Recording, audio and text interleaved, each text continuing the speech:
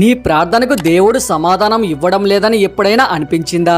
అయితే ఈ ఒక్క వాక్యం నీ జీవితాన్ని మార్చగలదు. కీర్తనల గ్రంథము 6వ అధ్యాయం 8వ వచనంలో దావీదు ధైర్యంగా ప్రకటిస్తున్నాడు, యెహోవా నా రోదనతోని వినియున్నాడు.